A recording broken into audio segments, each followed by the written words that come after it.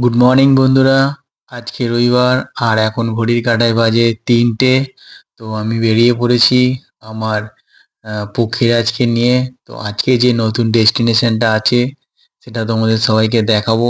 আমার প্রতিটা ব্লগে আমি একটা একটা করে জায়গা দেখাই, হয়তো সেই সব জায়গাগুলো সবাই দেখেছো জানো, বাট সেই জায়গাগুলো আমি আমার মতন করে তোমাদেরকে দেখাই।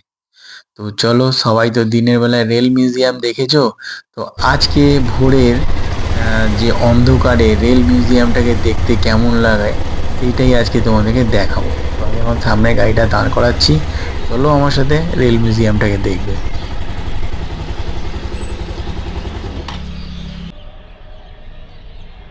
তো এই হচ্ছে রেল মিউজিয়াম, একদম লাইটিং এ ভরপূর্ণ আর খুব সুন্দর দেখাচ্ছে। আর পুরোটা ফাঁকা, কোনো লোকজন নেই, তাতে আরো এর শোভা বেড়ে গেছে। তো আমি এখন রয়েছি ঠিক রেল মিউজিয়ামের সামনেটায়। আর এখানে যে লাইটিংটা রয়েছে সেটা দেখতেই পারো কত সুন্দর লাইটিং করা হয়েছে। আর বেশ ভালো লাগছে দেখতে। তো তোমাদেরকে আমি আজকে ভোরের রেল মিউজিয়াম দেখালাম। তো চলো, হাওড়া স্টেশনে গা দিয়ে আমরা একটা নতুন জায়গায় যাচ্ছি, সেখানটাও তোমাদেরকে দেখাবো। দেখতে থাকো ভিডিওটা, কারণ এখনই যদি আমি বলে দিই যে আমি কোথায় যাচ্ছি তাহলে হয়তো তোমরা ভিডিওটা দেখবে না। তাই জন্য তোমাদেরকে আমি সাথে নিয়েই যাবো ঠিক করেছি।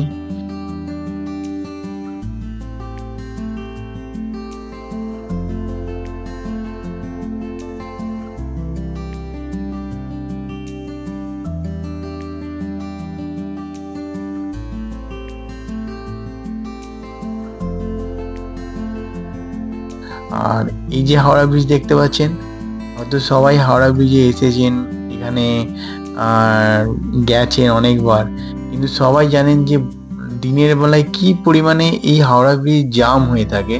তো রাত্রেবেলায়, এখন এই যে ভোরের বেলায় যে আমরা এখন যাচ্ছি, দেখুন কত সুন্দর এই ব্রিজটা ফাঁকা ধুধু করছে। গাড়ি চালিয়েও খুব মজা হয় আর আনন্দও লাগে যে হ্যাঁ, আমি হাওড়া ব্রিজের ওপর দিয়ে যাচ্ছি বলে। এই ব্রিজটাকে দেখি আর ভাবি যে ইংরেজরা আমাদের দেশ লুটে নিয়ে গেল, এরকম একটা ব্রিজ কমসে কম করে দিয়ে গেছে। আর চলো গাইস, আমরা আমাদের গন্তব্যস্থলে চলে এসেছি। তো চলো, আমরা এখন গাড়িটাকে পার্কিং করে নিই। পার্কিং করার পরে তারপরে আগে চলো তোমাদেরকে আমি দেখাচ্ছি যে আমি কোথায় আজকে এসেছি।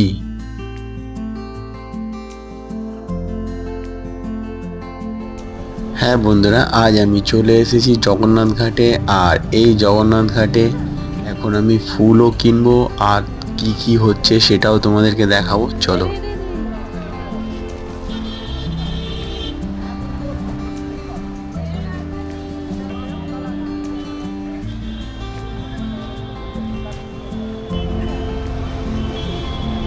মালা কত করে? হ্যাঁ, কত করে এগুলো? হ্যাঁ, 600।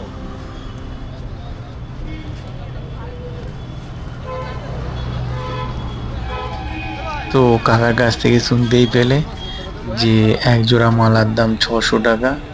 আর এই ভোরের বেলায় মানুষজন সব এইরকম ভাবে ফুল নিয়ে ফুটপাতের ওপর বসে বিক্রি করছে।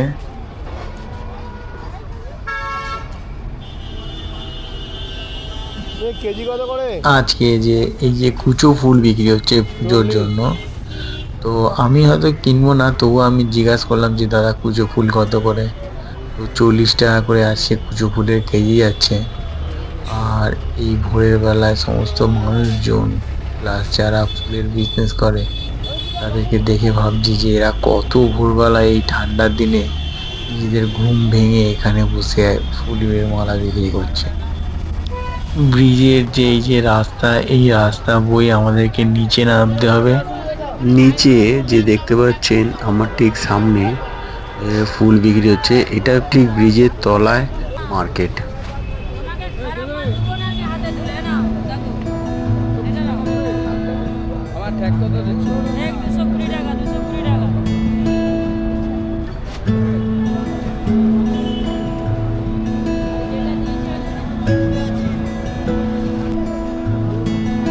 তো চলো এই সিঁড়ি বেয়ে এখন আমরা নিচের দিকে নামবো। আর এই নিচের দিকে যে দোকানপাটগুলো আছে ওখানে অরিজিনাল ফুলের দেখা মিলবে। চলো বন্ধুরা, তোমাদেরকে ফুল দেখাই এবার কিছুক্ষণ।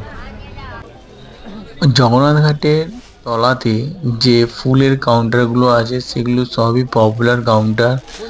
আর এখানে 12 মাসই ব্যাঙ্গালোর থেকে আসা নানান সিজন ফ্লাওয়ারগুলো সব পাওয়া যায়। যেরকম অর্কিড আছে, আপনার জারবেরা আছে, আরও অনেক ধরনের দামি দামি ফুল আছে যেগুলো এই সময় পাওয়া যায়।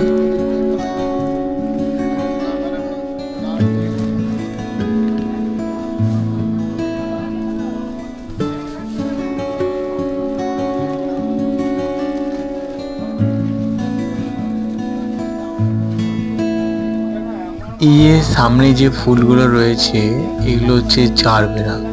আর এই জারবেরার কালারগুলো দেখতেই পাচ্ছ কত সুন্দর ফুটে রয়েছে। সত্যি জগন্নাথ ঘাটে এই জন্য আমার বারবার ছুটে আসতে ইচ্ছে করে, কারণ এই জায়গাটাই এরকম। এখানে এত রকমের রং বেরঙের গোলাপ, রং বেরঙের ফুল, এইসব দেখেই আমার মন ভরে যায়। সত্যি জগন্নাথ ঘাট অতুলনীয়।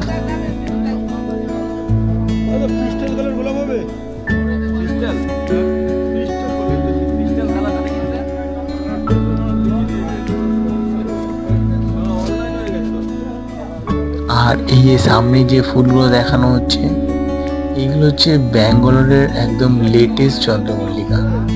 এত সুন্দর ফুলের কালার, এত সুন্দর দেখতে, সত্যি মনে হচ্ছে যেন পুরো ফুলটাই কিনে নিয়ে গিয়ে বউকে দিয়ে দিই।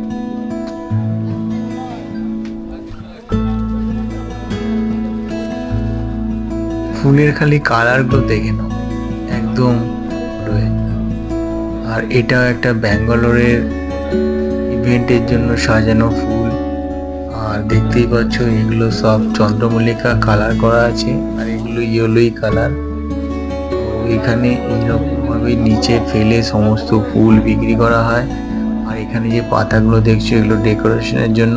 যাই হোক, এগুলো গোলাপের পাপড়ি। আর এখানে গোলাপের হাট, এখান থেকে পুরো আপ টু 5-7 মিনিট রাস্তা পুরোটাই গোলাপের হাট। সত্যি খুব ভালো লাগে দেখতে।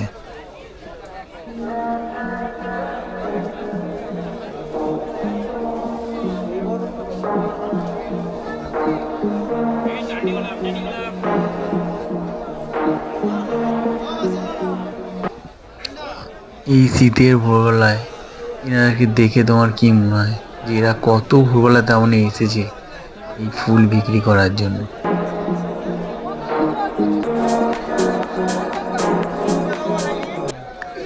যেহেতু আজকে বিয়ের লগনসা আছে তাই জন্য আজকে ফুলের রেট অত্যাধিক চড়া। আর এখানে এই সব মালাগুলো সব পেয়ারে রাখা আছে, বুঝতেই পারছো যারা নতুন বিয়ে করবে তাদের গলার জন্য এই মালাগুলো রেডি হয়েছে। আপনি যদি এখানে আসতে চান আপনিও দেখতে পাবেন যে জগন্নাথ ঘাটের ভেতরে যে ফুলের দোকানগুলো আছে তারা ঠিক এইরকমভাবেই ফুলের মালা সুন্দর করে সাজিয়ে রাখে। প্রতিটা মালাই এতটাই সুন্দর যে মনে হচ্ছে একখানা কিনে নিই। বাট আমার তো বিয়ে হয়ে গেছে, তাই জন্য এই মালার প্রতি আমার আর কোনো ইন্টারেস্টিং নেই। চলো আগে তোমাদেরকে আরও অনেক কিছু দেখাবো। তো এই যে সরু গলিটা, এটা দিয়ে সোজা পৌঁছে যাওয়া যায় জগন্নাথ ঘাটের মেন যে জায়গা সেইখানে। তো আমরা এখন এইসব অর্কিডের মালা এইসবগুলো একটু খুঁজে ঘুরে দেখি, আর দেখি কোনখানটায় একটু সস্তা পাবো, তারপরে তোমাদেরকে দেখাবো। এগুলো এইখানে যেসব এইসব দামি দামি ফুলগুলো দেখা যাচ্ছে না, এগুলো সবই বাইরে থেকে ইম্পোর্ট করা হয়। আর এগুলো সবই ব্যাঙ্গালোর থেকে ম্যাক্সিমাম এসে থাকে। আহা বন্ধুরা, কালারগুলো খালি দেখে নাও, একদম মনের মধ্যে লেগে থাকার মতন কালার।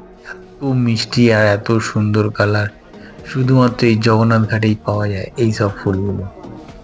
তো দেখতেই পাচ্ছ ফুলের একটা আলাদা জিনিস, লেভেল এগুলোকে বলে। তো এখানে আর একটা জায়গায় আসলাম জগন্নাথ ঘাটের, যেখানে শুধুমাত্র চন্দ্রমল্লিকা নিয়েই লোক কাজ করছে। দেখতে পাচ্ছ এখানে গাদা গাদা চন্দ্রমল্লিকা, এ মাথা থেকে ও মাথা সমস্ত প্যাকিং হচ্ছে। আর আগের টাইমে দেখালাম রোতে, ওখানে শুধু গোলাপ আর এখানে শুধু চন্দ্রমল্লিকা।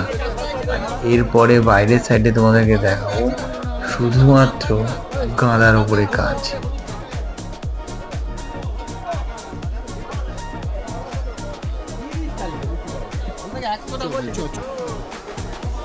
বিয়ে বাড়ি, অন্নপ্রাশন বাড়ি যত ডেকোরেশনের কাজ হয় সব এই দোকানগুলো থেকে সমস্ত মাল দিয়ে থাকে। এখানে A to Z সমস্ত রকম মাল পাওয়া যায় এই সাইডের দোকানগুলোতে। এখানেও রজনীগন্ধার মালা এখানে বিক্রি হচ্ছে। এই রোডটা ম্যাক্সিমাম রজনীগন্ধার মালাই থাকে, আর এইগুলোকে বলা হয় লিটল স্টার। দেখতে পাচ্ছেন এই বয়স্ক মানুষটা এই ভোরের বেলায় এসে এখানে ফুল বিক্রি করছে। ভাবা যায় যখন সবাই ঘুমায় তখন এরা রাত্রি জেগে ফুল নিয়ে মার্কেটে চলে আসে। আর হলুদ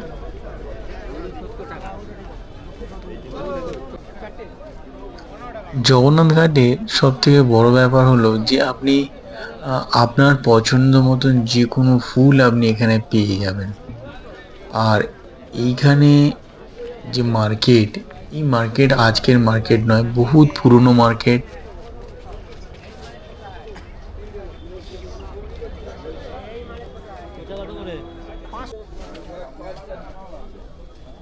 এখানে এই ফুলের কালারগুলো খালি দেখে নাও বন্ধুরা, এরকম কালার শুধুমাত্র আমরা টিভিতেই দেখতে পাই। বাট যারা জগন্নাথ ঘাট কখনো আসুনি কিংবা এসেছো, শীতকালে মাঝে মাঝে রোববার থেকে সকালের দিকে ভিজিট করে যাও, কারণ এখানেই হচ্ছে আসল খুশি। একটা ফুলের কালার যে তার পাতার কালার হতে পারে সেটা এখানে দেখানো হয়েছে। কোনো কালার দেওয়া নেই, কোনো কিছু নেই, ন্যাচারাল একখানা ফুল। আমরা এখন রয়েছি সি গ্রুপ ফ্লাওয়ার্সের দোকানের ঠিক সামনে। আর এই দোকানেও আপনি ভ্যারাইটিস ফুল, ভ্যারাইটিস সমস্ত কিছু পেয়ে যাবেন। অনেক দাম বলছে। মার কেন বলো মার খাই দেবে এই নিন কত কত নেবেন কোনটা বলতে পারি না। হ্যাঁ বলুন, আমি তো বলতে পারি। আপনি বলতে পারেন। মার্কেটে ফুলের দরদাম এরকমভাবেই চলে, আপনাকে বেশি দাম বলবে, আপনাকে বুঝে কিনতে হবে দরদাম করে। চলো বন্ধুরা, তো আমরা এখন জগন্নাথ ঘাটের যে রোড আছে, বাইপাস রোড আছে, সেই রোড ধরে আমরা এখন চলে আসলাম এই মন্দিরে। এই মন্দিরে শিবের মূর্তি আছে, তার সাথে বজরংবলী আছে। আর ঠিক এই সামনে দিয়ে যে রাস্তাটা চলে যাচ্ছে নাগ বরাবর, এইখানেই রয়েছে গঙ্গা।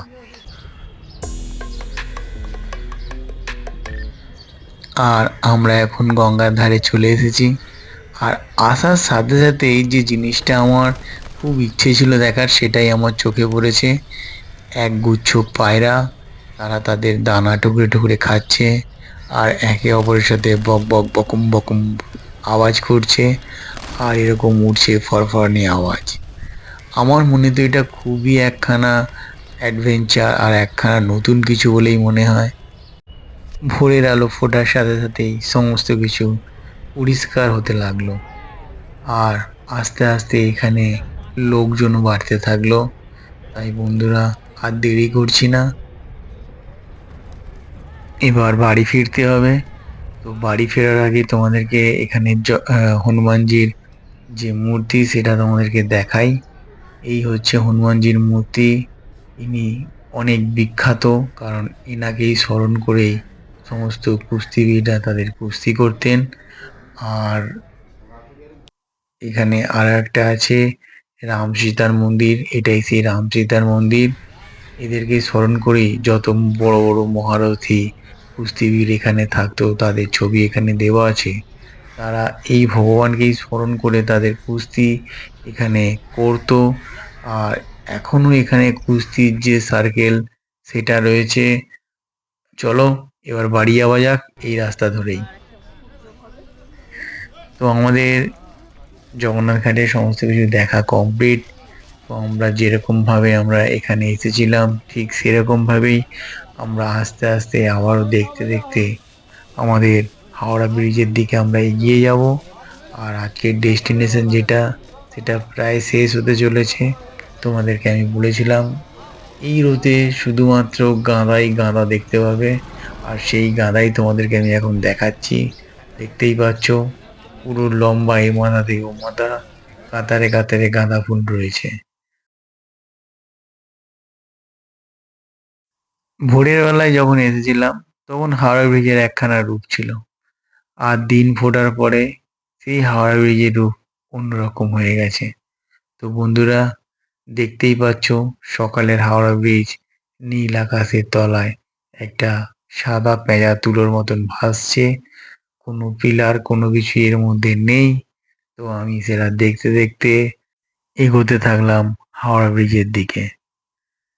তো এই যে হাওড়া ব্রিজ, হাওড়া ব্রিজকে দেখে আমার একটাই কথা মনে পড়ে যে ব্রিটিশরা যখন এখানে কাজ করতো তখন হয়তো এরা ঘুষ কিংবা এরা দু নম্বরই করতো না, তাই এই ব্রিজটা আজও এইরকম ভাবেই দাঁড়িয়ে আছে।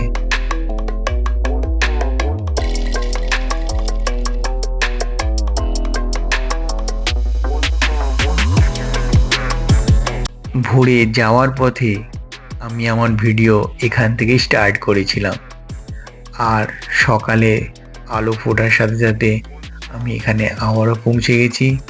এখন ঘড়ির কাঁটায় বাজে 6:30। তো আমি এখন বাড়ির দিকে ব্যাক করেছি।